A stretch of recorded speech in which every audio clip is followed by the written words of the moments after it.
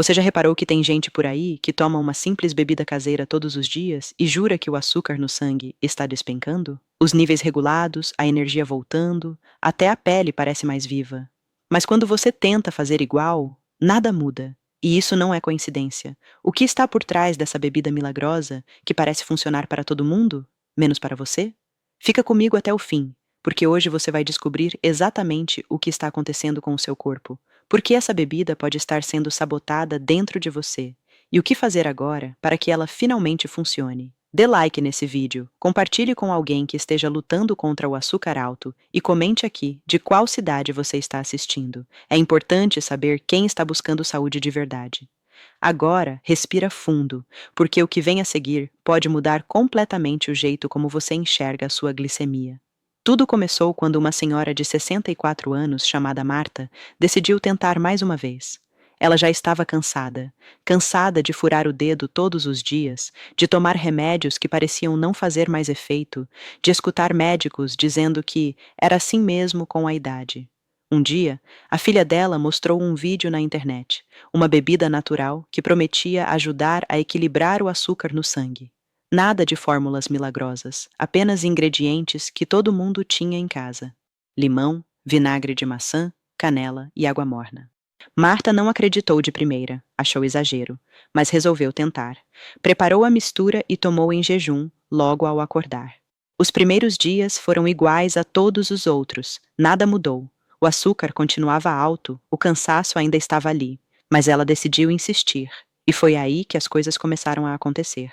No quarto dia, a glicemia de jejum caiu de 168 para 139. Ela duvidou do aparelho. Repetiu. Deu 137º. Aquilo nunca tinha acontecido sem remédio novo.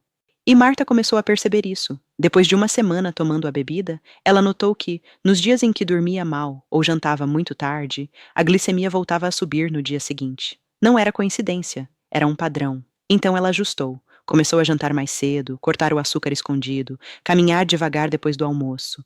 Não fez dieta radical, não se tornou atleta. Só parou de brigar com o próprio corpo. E aí, a bebida virou o que ela deveria ser desde o início, uma aliada. Enquanto isso, a vizinha continuava tomando a mistura com o mesmo copo de refrigerante do lado. E continuava perguntando: por que essa bebida ajuda os outros, mas não me ajuda? A resposta está na forma como tratamos nosso metabolismo. Imagine que seu corpo é uma esponja. Se ele está encharcado de toxinas, de açúcar acumulado, de inflamações, qualquer gota a mais simplesmente escorre, não entra. Agora, imagine essa mesma esponja limpa, seca, pronta para absorver o que vem. É assim que seu corpo precisa estar quando você oferece algo bom para ele. E isso não tem nada a ver com castigar-se, passar fome ou viver na academia. Tem a ver com coerência, com parar de jogar gasolina e depois reclamar da fumaça.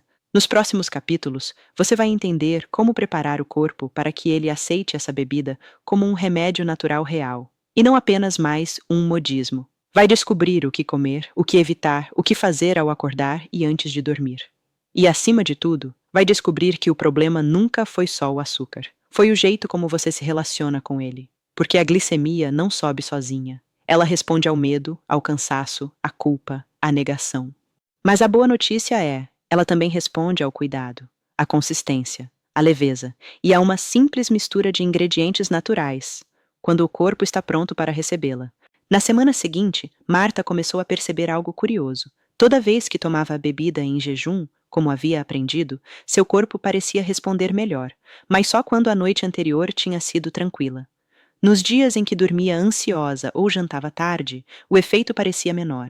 Era como se o corpo estivesse dizendo: não posso trabalhar por você enquanto você continua me sabotando. Foi aí que ela percebeu que a bebida, sozinha, não carregava o poder que todos imaginavam. Ela era como uma chave, mas uma chave só funciona se a fechadura estiver desobstruída. E no corpo humano, essa fechadura é o estado metabólico. Quando você passa anos acumulando açúcar, gordura no fígado, insulina alta, cortisol disparado, seu corpo se fecha, ele se protege, cria resistência, e não adianta dar o remédio certo na hora errada. O organismo não vai responder como deveria. Marta entendeu que precisava criar as condições ideais para a bebida funcionar e começou com o mais simples: mudou o horário do jantar. Em vez de comer às 21 horas ou 22 horas, passou a se alimentar às 18 horas e 30 minutos. No início foi difícil, porque parecia cedo demais, mas ela se forçou a experimentar. O resultado? Dormia melhor, acordava com menos inchaço. E a glicemia em jejum começou a se estabilizar na faixa dos 110, um número que ela não via há anos. Mas não parou por aí. Marta começou a observar também o que comia antes de dormir. Percebeu que, mesmo jantando cedo, se comesse pão, arroz branco ou sobremesas, o açúcar no sangue explodia na manhã seguinte. Então, ela fez substituições inteligentes, incluiu legumes, proteínas leves, gorduras boas, nada radical, só consciente. E a bebida começou a fazer ainda mais efeito. Era como se o corpo dissesse: agora sim, estou pronto. Enquanto isso, a vizinha dela, que também tomava a bebida todos os dias, continuava sem ver resultados. E se perguntava o tempo todo: será que meu corpo está quebrado? Será que tenho algo mais sério? E a resposta estava ali, diante dos olhos, mas ela não queria enxergar. Não é só sobre o que você toma, é sobre o que você permite que permaneça no seu corpo. O açúcar elevado não é um vilão isolado, ele é um reflexo. Reflete noites mal dormidas, estresse acumulado, má digestão, fígado sobrecarregado, intestino desregulado. É um alerta, não um castigo. E como todo alerta, ele avisa antes de causar estragos irreversíveis. O problema é que a maioria das pessoas aprende a silenciar o aviso com remédio, sem resolver a causa. Marta começou a caminhar todos os dias após o jantar. Nada de academia, nada de corrida. Apenas uma caminhada leve de 20 minutos. Isso ajudou a glicose a circular, a insulina a se comportar e o corpo a entender que poderia entrar em repouso sem armazenar tudo como gordura. Ela também começou a beber mais água ao longo do dia. Não exageradamente, mas com regularidade. E percebeu que até o intestino passou a funcionar melhor. A cada ajuste, a bebida da manhã parecia agir de forma mais poderosa. Não porque ela mudou a receita, mas porque mudou o corpo que a recebia. É como adubar a terra antes de plantar. O mesmo chá que antes não causava impacto passou a ser uma ferramenta real de transformação. Marta não se tornou uma especialista, não estudou nutrição, nem fez consultas com 5 médicos diferentes. Ela apenas ouviu o próprio corpo, e isso fez toda a diferença, porque quando você escuta o que o seu organismo está tentando dizer, cada pequena escolha deixa de ser uma luta e vira uma forma de respeito. A vizinha, ao contrário, seguia o mesmo ritual de sempre. Tomava a bebida pela manhã, mas continuava dormindo tarde, comendo demais à noite, tomando refrigerante no almoço e dizendo que já tentou de tudo. E é exatamente aí que mora a armadilha. Acreditar que tentou de tudo quando, na verdade, só repetiu os mesmos erros com uma embalagem diferente. E quantas pessoas não estão exatamente assim agora? Buscando uma solução mágica, enquanto carregam hábitos que anulam qualquer tentativa?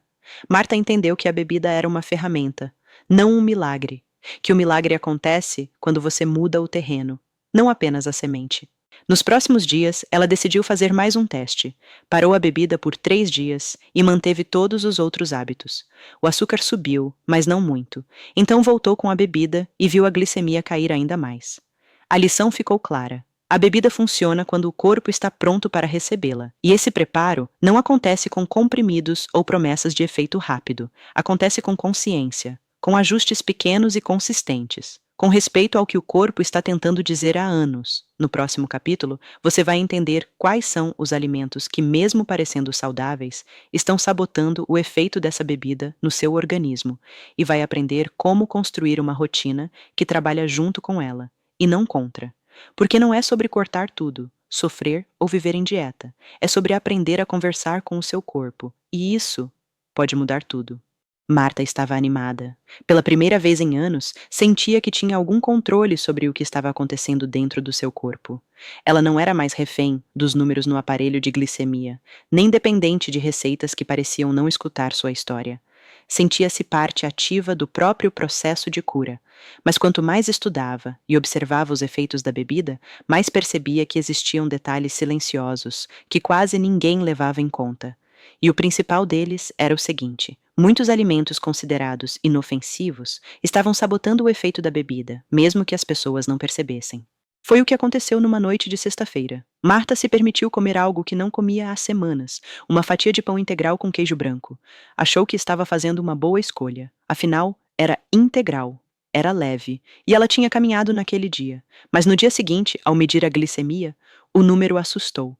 162. Ela ficou confusa. Não tinha comido doces, não tinha exagerado. Como aquilo era possível? E aí veio a revelação.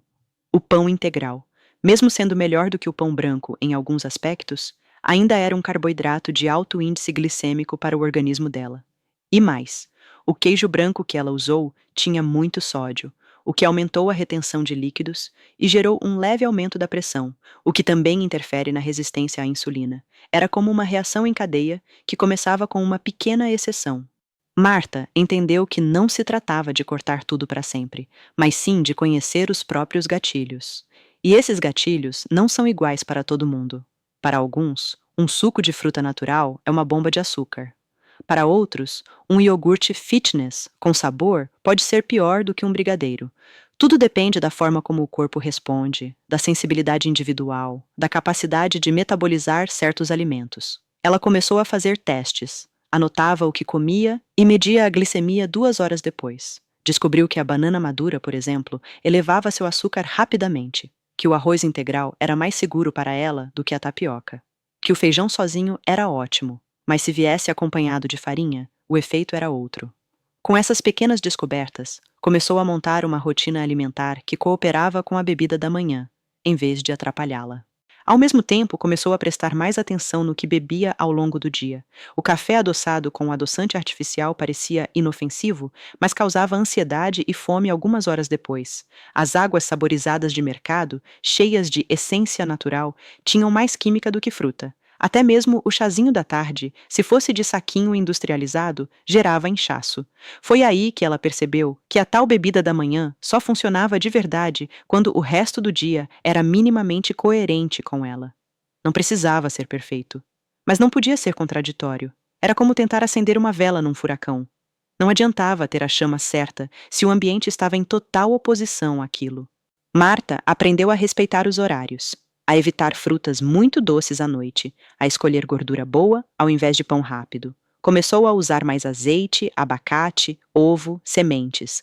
Deixou de lado os produtos light e diet e passou a olhar rótulos com calma.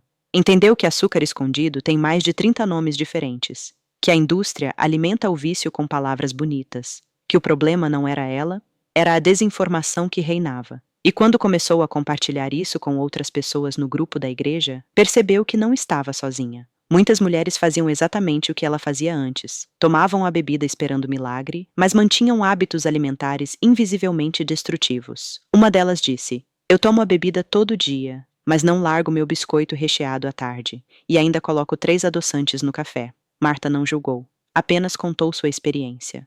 Explicou que, quando o corpo está em estado de alerta constante, qualquer substância boa vira apenas mais um elemento perdido na bagunça metabólica, que o fígado sobrecarregado, o intestino lento, os hormônios bagunçados, todos eles atrapalham a ação de qualquer nutriente, e que por isso a bebida não funciona igual para todo mundo. Ela precisa de um corpo disposto, limpo, preparado. Não demorou para que essas mulheres começassem a experimentar também. Ajustes simples: menos farinha branca, mais horários regulares, um pouco mais de água, um pouco menos de culpa. E o mais curioso é que, em questão de uma semana, algumas já começaram a ver resultado. A bebida começava a agir como prometido. Não porque ela tinha mudado, mas porque o terreno estava menos hostil. Marta então passou a usar a bebida não como um ritual vazio, mas como um símbolo de recomeço. Todo dia de manhã, ao preparar a mistura com limão, canela, vinagre e água morna, ela fazia uma oração silenciosa. Hoje meu corpo vai reagir com gratidão, não com resistência. Era um gesto simples, mas carregado de intenção. E isso fez toda a diferença. No próximo capítulo, você vai entender como o estresse, o sono e até mesmo seus pensamentos estão afetando diretamente sua glicemia, e como a bebida pode ser potencializada quando você começa a cuidar do invisível, não apenas do que coloca no prato. Porque o corpo sente tudo e reage a tudo, e às vezes, o que está impedindo sua cura não está no sangue, mas na alma. O que Marta descobriu nas semanas seguintes não estava em nenhuma receita de internet. Também não apareceu em exames de sangue, nem foi dito por médicos em consultas rápidas. Ela descobriu sozinha, com o corpo, com a alma, que o açúcar no sangue não sobe apenas pelo que se come. Ele responde àquilo que se sente, se guarda, se engole calado. Era uma manhã chuvosa quando ela acordou com a glicemia mais alta do que nos dias anteriores, mesmo tendo seguido tudo à risca. A bebida natural, o jantar leve, a caminhada. Nada parecia justificar aquele número. E então, ela se lembrou do que tinha vivido no dia anterior: uma discussão com a filha, uma visita inesperada da solidão, um medo súbito de não estar progredindo o bastante. Percebeu que a mente, quando aflita, bagunça tudo por dentro, que o estresse, mesmo em silêncio, altera o corpo como uma tempestade invisível. Foi aí que ela começou a estudar sobre o impacto do cortisol, o hormônio do estresse, na glicemia. Descobriu que basta um pico emocional para que o corpo libere esse hormônio em excesso, desencadeando reações que fazem o fígado liberar mais glicose no sangue, mesmo sem comida envolvida, mesmo em jejum, e entendeu finalmente que não adiantava apenas tomar a bebida milagrosa se o coração continuava carregado. Ela voltou a olhar para a própria rotina. Começou a ajustar os momentos de silêncio no dia. Criou um ritual ao acordar. Antes de qualquer coisa, respirava profundamente 3 vezes, sentada à beira da cama. Não mexia no celular, não corria para fazer café, não ligava à televisão. Apenas se ouvia, de olhos fechados, por alguns minutos. E ali, naquele espaço entre o mundo e ela mesma, dizia baixinho: "Hoje eu vou me tratar com gentileza." Isso mudou tudo. O corpo dela começou a responder de forma diferente. A bebida, antes apenas um líquido funcional, virou um símbolo de cuidado. Ela sentia que cada gole agia melhor quando seu corpo estava calmo, quando ela não se apressava, quando não estava em estado de luta ou fuga. E percebeu que o momento de tomar a bebida era tão importante quanto o conteúdo dela. Que agitação corta efeito, que ansiedade consome vitaminas, que raiva trava a digestão. Marta começou a dormir mais cedo. Criou um ambiente no quarto sem luzes fortes, sem televisão, sem ruído. Tomava um banho morno, fazia sua última refeição até às 19 horas e, antes de deitar, agradecia. Mesmo que o dia tivesse sido difícil, mesmo que estivesse cansada, porque entendeu que gratidão reduz o estresse, que o sono profundo não nasce do cansaço, mas da paz. E foi nessa fase que ela passou a viver um novo dilema: o medo de voltar a ter crises, de tudo desandar de novo. Ela sabia que não podia viver controlando o corpo com pânico, com cobranças. Precisava confiar que os hábitos que estava construindo seriam sustentáveis, que não bastava baixar a glicemia, era preciso manter o coração calmo. E o medo, ela percebeu, também eleva o açúcar. A bebida da manhã continuava sendo o ponto de partida, mas agora era mais do que isso. Era um lembrete de que o autocuidado não está no extremo, está no meio, está na decisão de respeitar o ritmo do corpo, de ouvir os sinais, de não se culpar por cada deslize. Marta entendeu que uma boa saúde glicêmica não exige perfeição, mas constância, e que é possível ser leve mesmo fazendo o certo. No grupo de amigas da igreja, outras mulheres começaram a relatar transformações semelhantes. Algumas notaram que nos dias em que estavam mais ansiosas ou tristes, o açúcar subia, mesmo comendo igual. Outras contaram que dormir melhor reduzia a vontade por doce no dia seguinte. E ali, naquela roda simples, de mulheres reais, uma verdade foi ficando cada vez mais clara. A glicose responde às emoções tanto quanto aos alimentos. Um dia, uma senhora chamada Ângela, viúva, 70 anos, lutando há décadas contra o diabetes, perguntou: "Você acha que é por isso que eu nunca melhoro, mesmo tomando tudo certinho? Porque eu tenho medo o tempo inteiro." Marta olhou para ela com ternura e respondeu: "Eu não sou médica, mas no meu corpo o medo sempre bagunçou tudo. Quando aprendi a confiar, o açúcar foi se ajeitando." A partir daí, elas criaram um pequeno grupo de apoio silencioso. Nada formal, apenas uma troca diária de mensagens curtas, de motivação, de afeto. E isso, por incrível que pareça, estabilizou a glicemia de várias delas. Porque o corpo, quando se sente acolhido, relaxa. E quando relaxa, ele volta a funcionar. O fígado descansa, a digestão melhora, o intestino solta, a bebida faz seu papel, e a cura encontra espaço. Marta passou a escrever pequenas frases no caderno, logo depois de tomar sua mistura da manhã. Algo como: Hoje meu corpo está me ouvindo. Ou, meu sangue carrega a paz que eu planto. Eram palavras simples, mas que mudavam o clima interno, porque ela percebeu que não basta querer saúde, é preciso criar o ambiente interno onde a saúde se sinta bem-vinda. No próximo capítulo, você vai ver como todos esses elementos, alimentação, bebida natural, sono, emoções, gentileza, se unem numa rotina real, possível, onde a glicemia deixa de ser um inimigo oculto e passa a ser um sinal inteligente de como você está cuidando de si. E, acima de tudo, vai entender por que essa bebida funciona para tantos. E agora, também pode funcionar para você, se o seu corpo estiver pronto para dizer sim. Quando Marta olhou para o espelho naquela manhã, havia algo diferente em seu rosto. Não era o fim das rugas, nem o brilho de uma juventude forçada. Era uma leveza nova no olhar, um jeito mais calmo de existir. O que ela tinha conquistado não era apenas um número mais baixo na glicemia. Era uma reconciliação silenciosa com o próprio corpo, com o tempo, com as escolhas que antes faziam peso e agora faziam sentido. Ela havia descoberto, dia após dia, que não existe cura apressada, que a bebida da manhã, tão simples e natural, não era um passe de mágica. Era um convite, um gesto de abertura, um bom dia ao metabolismo, à saúde, à vida. E mais do que isso, era o reflexo de todas as outras pequenas decisões feitas com consciência. A escolha de dormir melhor, de comer com menos culpa, de andar mais, de silenciar o medo, de ouvir o corpo com paciência. Não foi um caminho linear. Teve recaídas, teve dias em que a glicemia subia mesmo com tudo certo, teve momentos de dúvida em que ela pensou: será que está adiantando? Mas algo nela havia mudado, porque agora, mesmo diante de um número inesperado, ela não reagia com pânico. Reagia com curiosidade, com compaixão, com vontade de entender, não de se punir. E isso talvez tenha sido o maior avanço de todos. O corpo dela começou a confiar nela. Sim, o corpo também precisa de confiança. Quando você trata seu organismo como um inimigo, ele responde como um campo de batalha. Quando trata com carinho, ele retribui com equilíbrio. E Marta entendeu que isso se aplica a tudo: ao açúcar no sangue, à pressão arterial, ao humor, à disposição. O que antes era apenas uma receita, agora era um ritual. A bebida que tantos ignoravam ou chamavam de mais uma modinha da internet, agora tinha um lugar sagrado na rotina, porque ela representava algo maior. A decisão diária de cuidar de si, mesmo que o mundo dissesse que era tarde demais. Outras mulheres começaram a seguir seus passos, não copiando suas escolhas, mas inspiradas a encontrar as próprias. Umas mudaram o horário do jantar, outras passaram a caminhar com regularidade. Algumas apenas trocaram o pão da tarde por uma fruta com canela. E todas, de alguma forma, começaram a perceber que a mudança vem no detalhe. Que não é preciso virar tudo de cabeça para baixo para colher resultados. É preciso plantar com constância, com atenção, com afeto.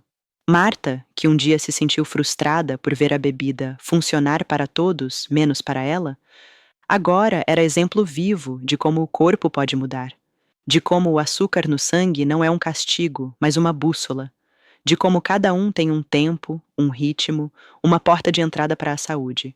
Hoje, quando ela prepara sua bebida pela manhã, a água morna, o suco de limão, o toque de canela e o vinagre, ela faz isso com um sorriso calmo e sempre pensa: que isso me sirva de cuidado, não de cobrança.